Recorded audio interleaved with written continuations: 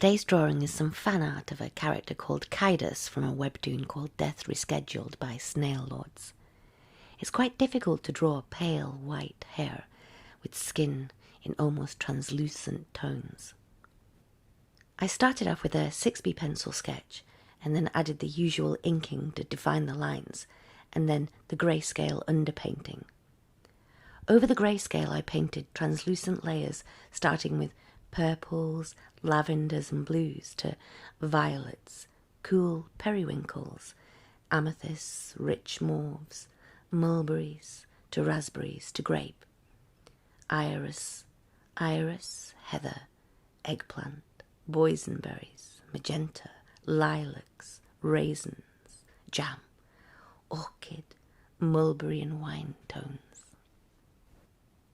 Over those colours I then added the ballet pinks and peaches and dusky roses.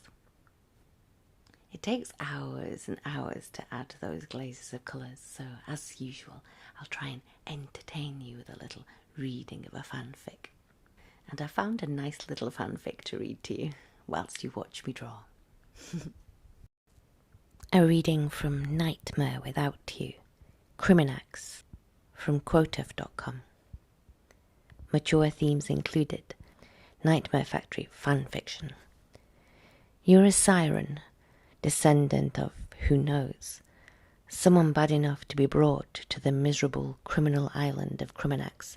By chance you meet up with Kidus, Eli and Little Miss, and end up joining them to find fire. But something grows stronger and stronger between you and Kidus as this mission goes on.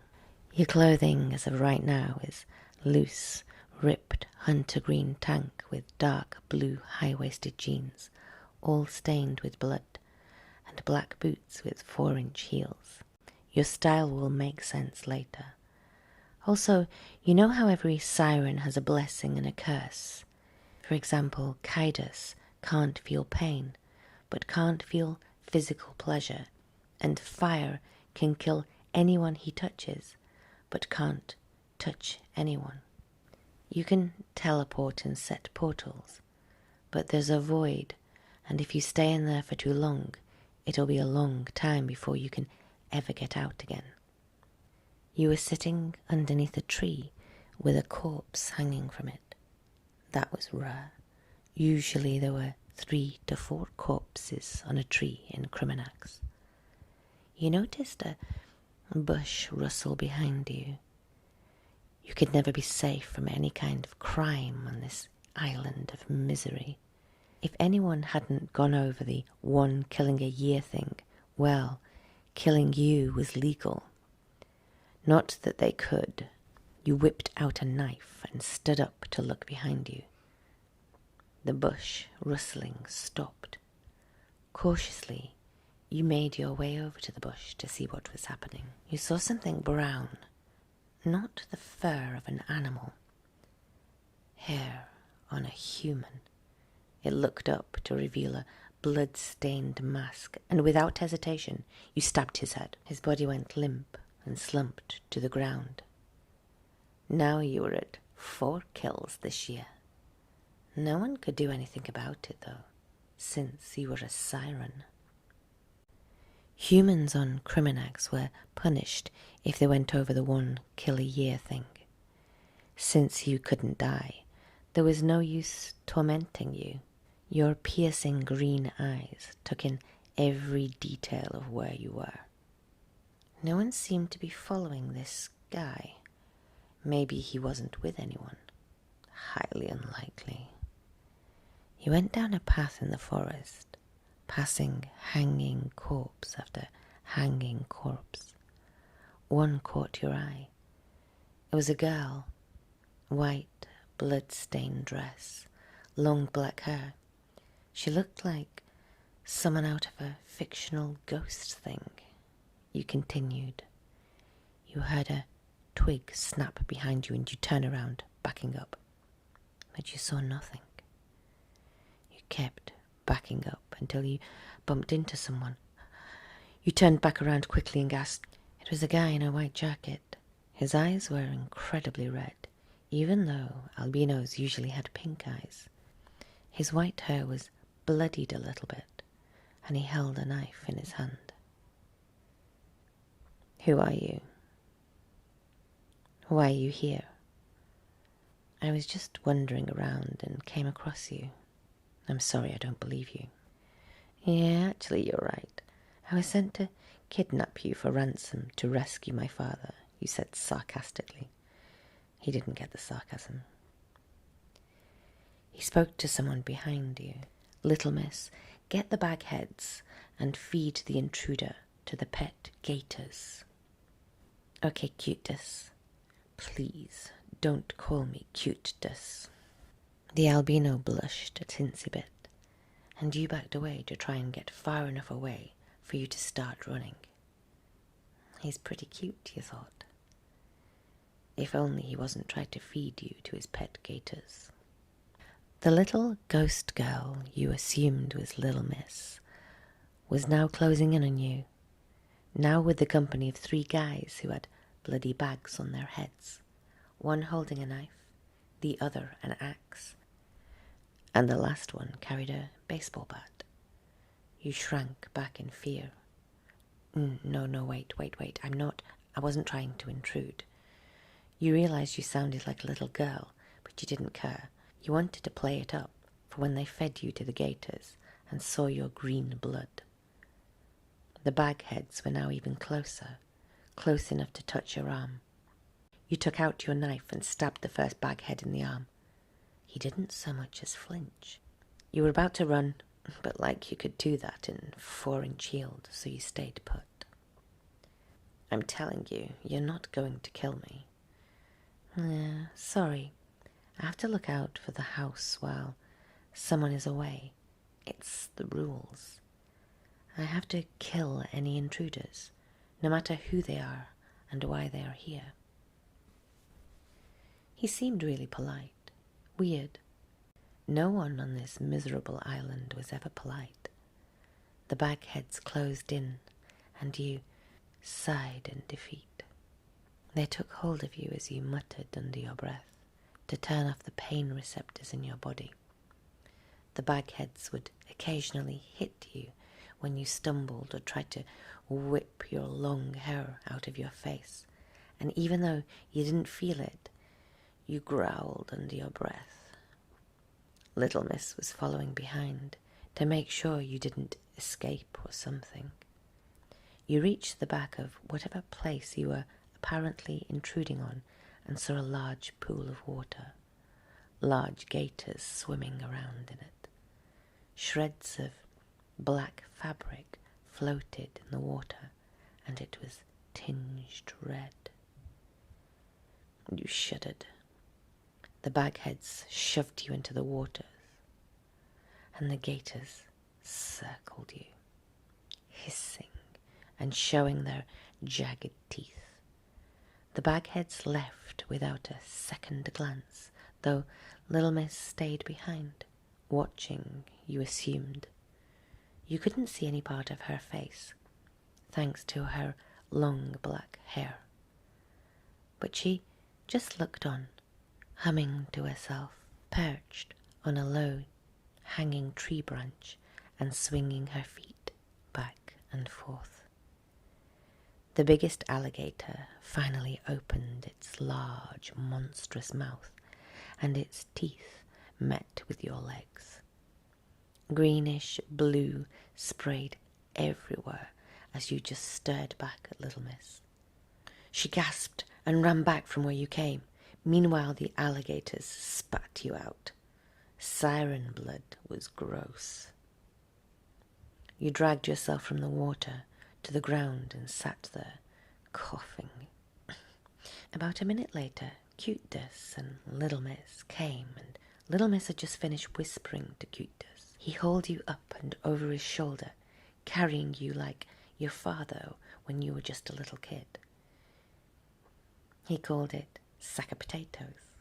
You blushed at the memory and tried to twist free, but he had a surprisingly firm grip for someone with his build. "Can you let me down?" "No." He sighed in annoyance.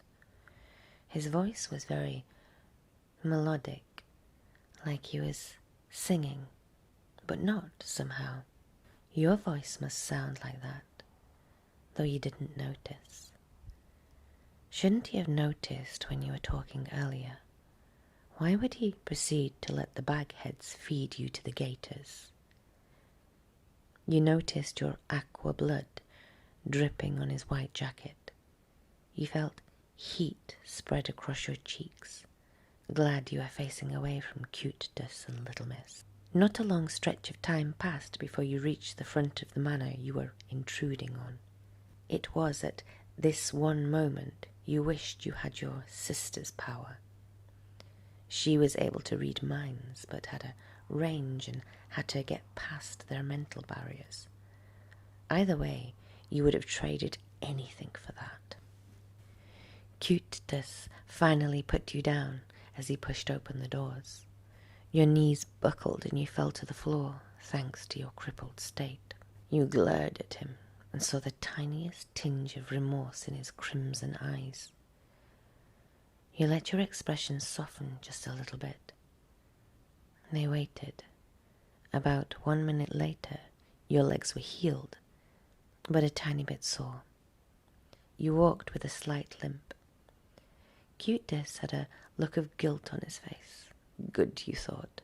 After letting me get eaten by alligators, he should be guilty. Kidus and Little Miss led you into the manor. You tried to count the amount of doors you passed, but gave up after you reached over 50. There was a flight of stairs ahead of you and you sighed. Your legs would be mega sore after this. Little Miss kept tugging on Kidus's clothes and whispering to him while turning her head towards you. Kidus would also steal a glance at you from time to time. You felt yourself blushing involuntarily and hoped Kidus wouldn't see.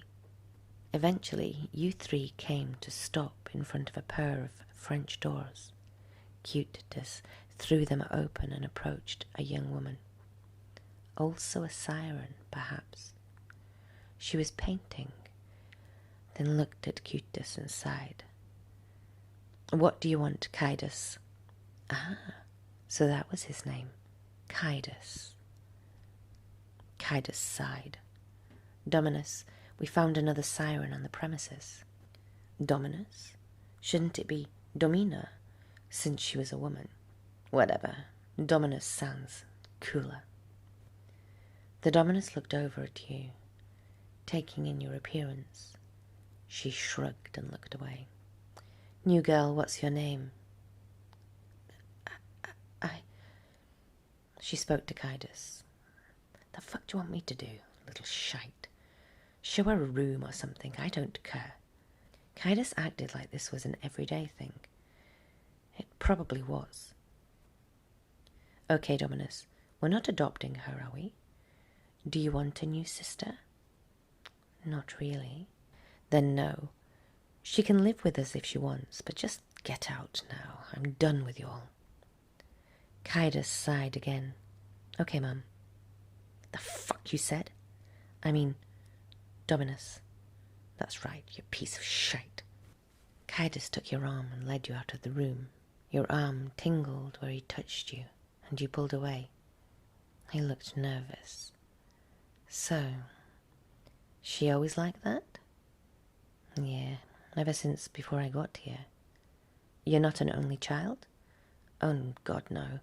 I was adopted as Fire's little brother." "Fire Lotus?" "Yep." You thought for a moment. "So that was you? I mean, I heard Fire wanting a little brother, and who won? That was you, wasn't it?" "Yeah, he killed me and then injected me with siren's blood. So now I'm technically a siren." "Oh, I don't know what I'm supposed to say to that." He blushed and stopped in front of another room with fancy oak doors. He and Little Miss opened them and stepped inside. You followed. "This is your room now, I guess." He looked kind of uncomfortable. It clearly wasn't his thing being cold. You surveyed the room. It was gorgeous. Upside of being a lotus. Hello. The room was wide and had a canopied bed on the back wall. There were a few windows to let lighting in, and a door was slightly ajar. It looked like a closet, and another door led to a bathroom. A dresser was on the wall connected to the door, and bookshelves were plentiful with books. Nightstand near your bed, other furniture, a fluffy red rug, yada yada. I forgot to ask, Kidus's voice startled you a bit. Do you have any family? Your face fell. Your family were humans and had died in a house fire while you were still in the woods as a kid. Your siren mother had abandoned you and those people had taken care of you. You came back to a scorched house and charred remains of your whole family. Kidus noticed your melancholy expression, blushed and looked away, his hand going to his neck in embarrassment. I'm sorry if that's a personal question. I get it if you don't want to answer. No, it's fine. I don't have any family anymore. They died in a house fire and my birth mother abandoned me. I'm sorry. It's fine, you repeated. Little Miss jumped up and you'd forgotten she was there. Kidus, she told you her past. Now tell her how you became a lotus. He blushed again, and after some objection you chimed in. Come on, Kidus. Please don't call me that. I will until you tell me, you sang. Little Miss giggled. And so he told you. And you nodded when he finished the story. So wait, isn't Fire the games master of Nightmare Factory? Yeah, not anymore.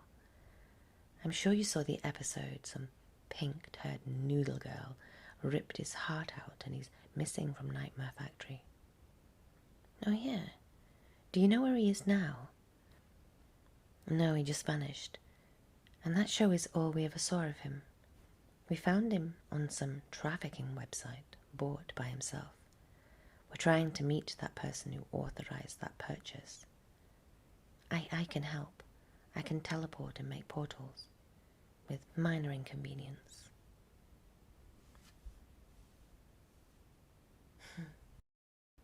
And that's where the fanfic stops. You see, Nightmare Factory stopped for many, many years and has been now replaced by Death Rescheduled. I like the idea that the characters have voices of sirens. And since Kidus is a siren, perhaps for the rest of this drawing I'll let you listen to soothing water sounds. I think that would be apt.